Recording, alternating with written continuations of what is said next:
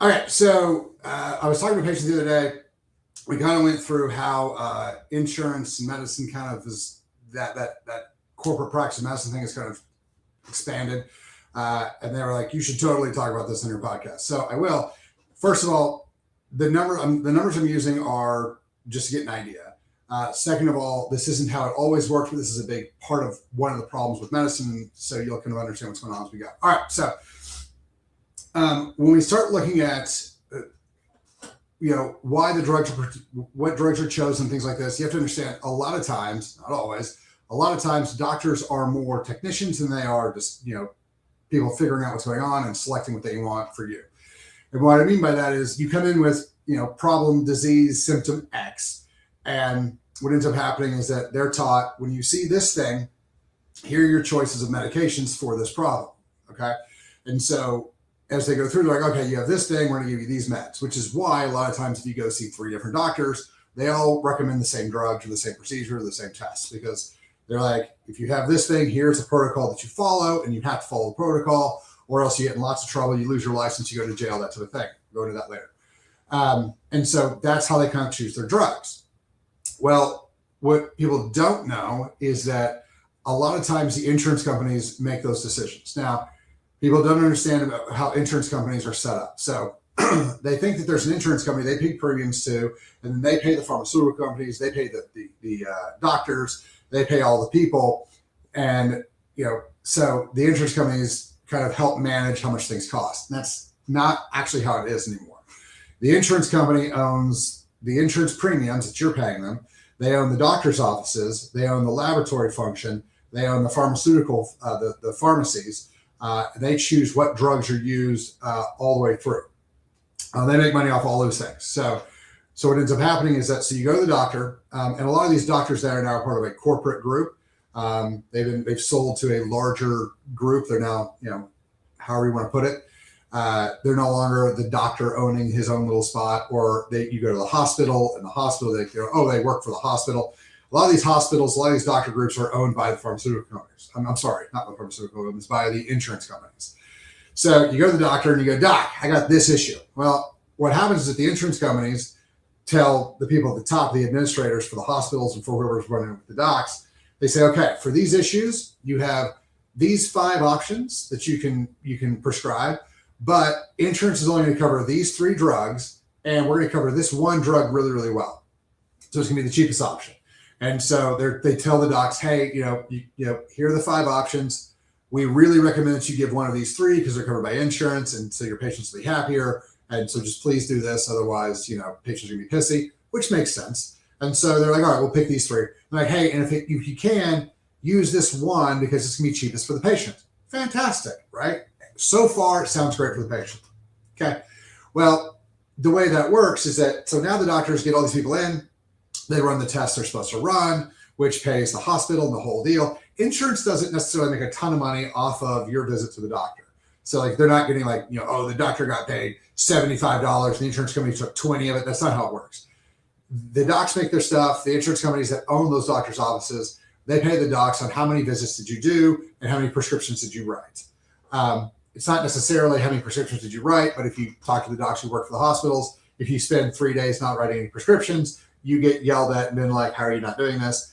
Plus, they get in a lot of trouble. So if you come in, your cholesterol's 1 point high and they don't write you a statin drug, they can get in trouble for that. So that's one of the reasons they want as many people through as they can, because they know they have locked in prescriptions that are going to go. And then if the insurance companies own the doctor's offices and they force 30 people a day, and they know they're going to get specific prescriptions written, they're going to make money off those drugs because they own all those drugs. How do they do that? Through something called the physician's benefit managers, or the pharmacy benefit managers, the PBMs. So what PBMs used to be was this PBM would set up and they'd be like, oh, we think that these 5 drugs are going to be used a whole lot. So those pharmacy benefit managers would then go to the pharmaceutical companies and go, hey, look, I know this pill costs $1, but if we buy 1 million pills instead of $1 million, could you charge us $800,000? So 20% discount. And they're like, sure, that sounds great. And they go, hold on. what if we promise to buy 1 million pills for 3 years in a row? They're like, oh, well, that's recurring revenue. That's super great. Instead of 80% off, 20% off, we'll give you 30% off. All right, great. So now they're making 30% off. Fantastic.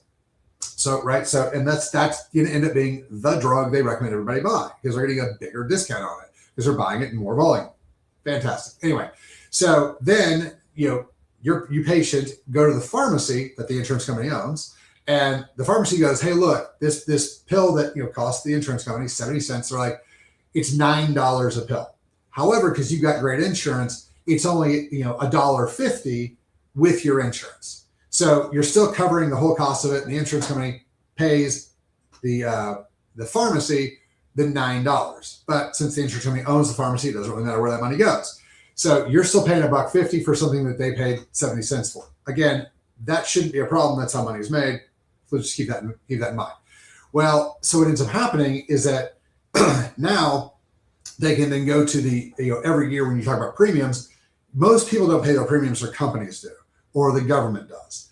And so what they end up doing is the insurance companies go to the employer and they go, hey man, your people, like, they got sick and they used a lot of drugs. And those drugs were expensive. And so we're going to raise your rates.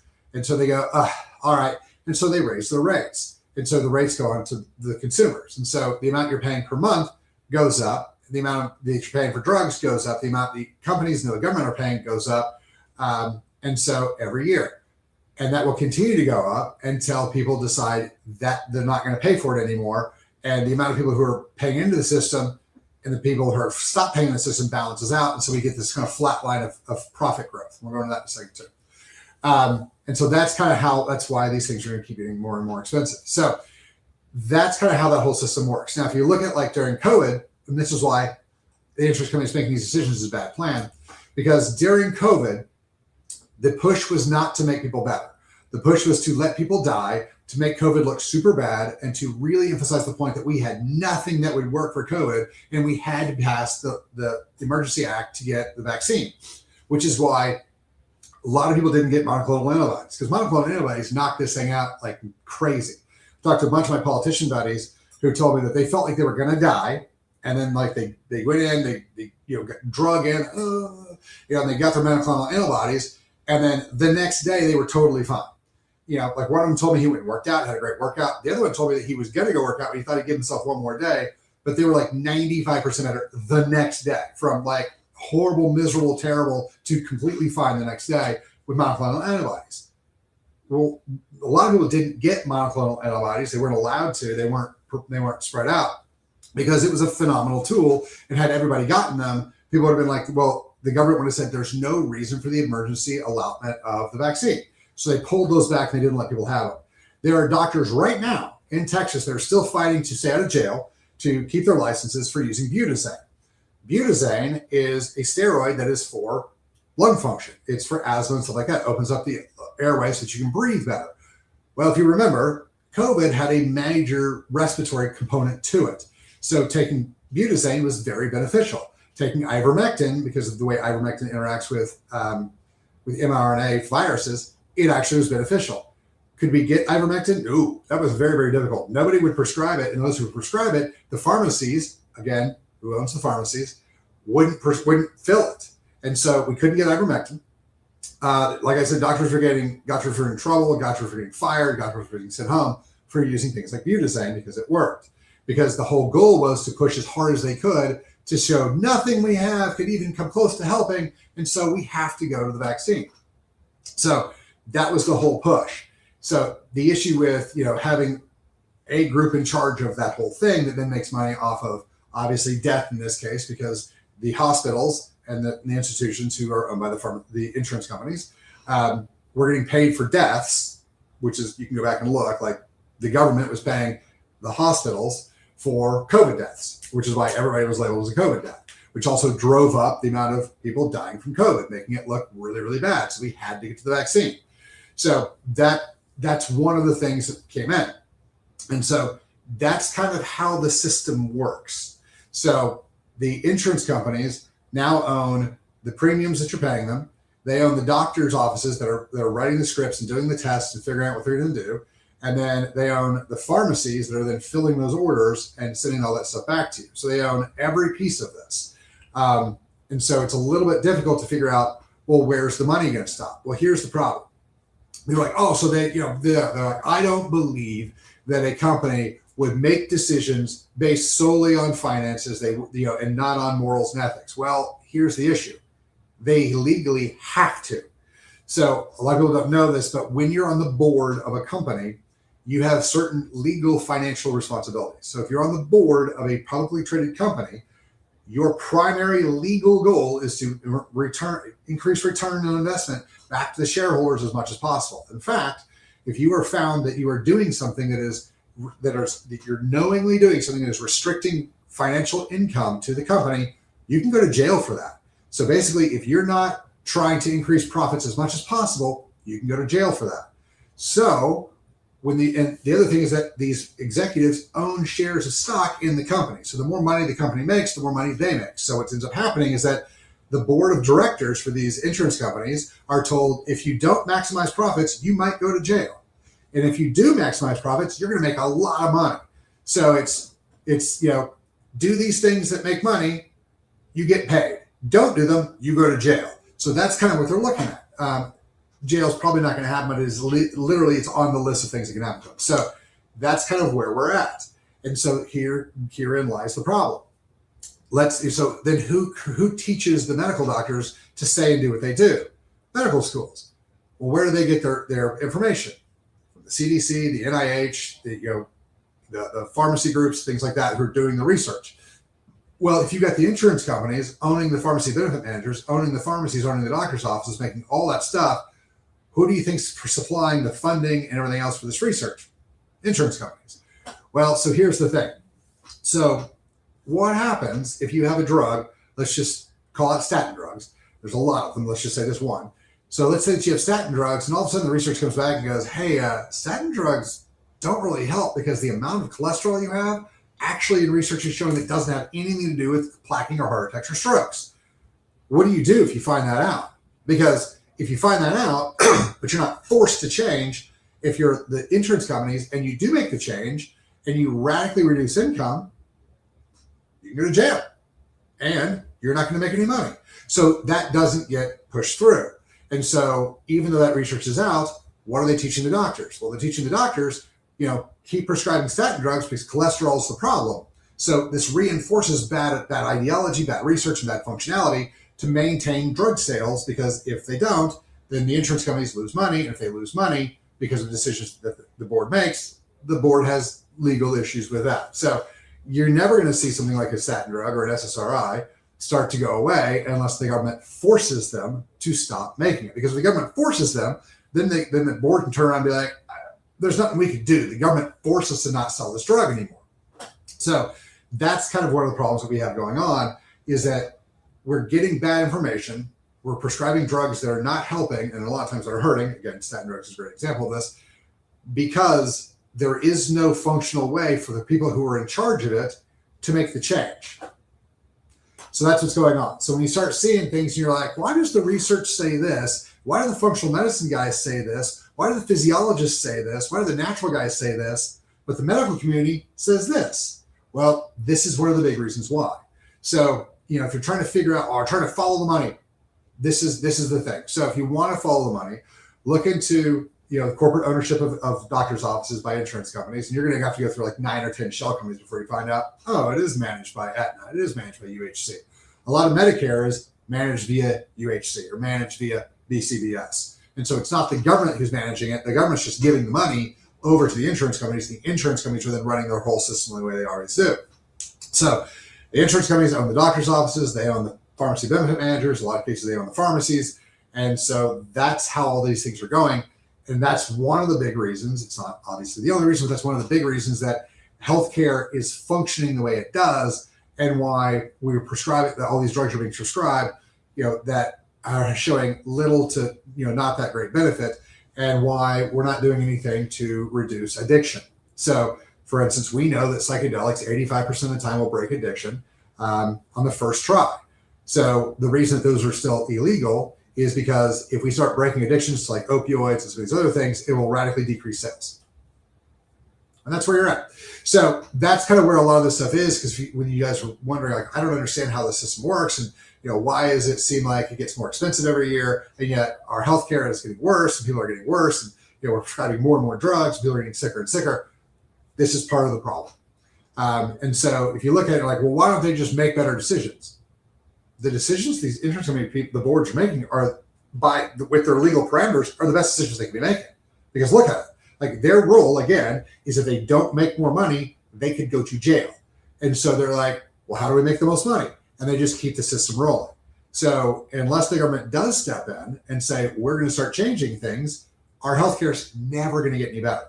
So like all these things, people are like, oh my gosh, RFK is making crazy, like these big changes. That's why. So, this is some of the things that you have to understand. And that's why so many people are starting to leave the medical establishments. People are like, oh, we don't have faith and trust in the medical system anymore. It's not the medical doctors. Medical doctors are doing the best they can. Like these guys are phenomenal human beings. The system that they're in, the administrative functional system that they're in, is creating a massive problem because it's not about healthcare anymore. It's about income. And they've kind of got themselves locked in this system where if they're like, oh my gosh, we could change the healthcare of millions of Americans if we stopped doing this and started doing this. And they're like, well, what would happen? We'd lose a bunch of money. We can't do that because if we make that decision as a company, we might go to jail because we're no longer providing the benefit for our shareholders. So this is one of the major issues where we're at. And this is why, like, hopefully this adds a little bit of idea of why the system works the way it does and why so many doctors are leaving the system to become functional medicine doctors or concierge doctors, because once they leave and they're like, I'm now a concierge doctor, I own my own practice, I have autonomy, they can then do a whole lot more of whatever they want to do.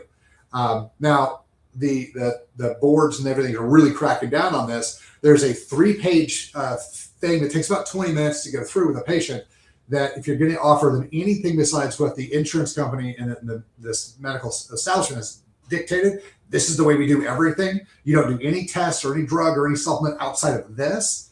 But if you want to do that because your patient's asking for it, you've got to fill out this giant piece of paper explaining what the medical establishment wants you to do, and then what you're going to do, and possible risks and benefits and things. And if you miss any of the possible risks or benefits on this side, the doctor can get in a lot of trouble. So they're doing everything they can in the medical, like normal system, to hamstring and restrict the ability of concierge doctors, functional medicine doctors, and everybody to do what they're supposed to do.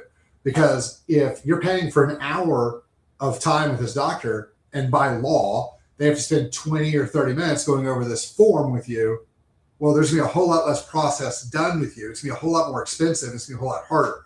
So the more difficult the government can make this autonomous piece over here, the easier it's going to be to maintain function in the system. And so these are the type of things that we're all fighting against. And this is kind of where we're at. So that's kind of what's going on. So the people who are like, I don't understand the concierge thing, why are doctors leaving to become concierge? I don't understand, like, why am I getting the same recommendations from 3 different doctors from 3 different hospitals? This is more or less what it is. So it's look into pharmacy benefit managers, look into corporate practice of medicine, look into the owner who's buying up all of these doctors' offices and can put them all in one big network. Look into that, because that's part of what's going on with your healthcare and why your healthcare is so expensive, and why it's now becoming to the point where paying cash is significantly cheaper year round than buying insurance and then paying the copays and deductibles and then paying the things that insurance doesn't cover. So that's why all these things are going where they're going, just as a kind of one of the reasons why all this is happening. So people ask me all the time, and so this is the reason. This is one of the reasons why. And so until these things get changed, it's just gonna be better off for you to find a doc who sits outside that system. So that's kind of how it is. That's where it goes. So if you guys have any questions, hit us up, questions@chalmerswellness.com, or talk to you guys on the phone. Have a great day.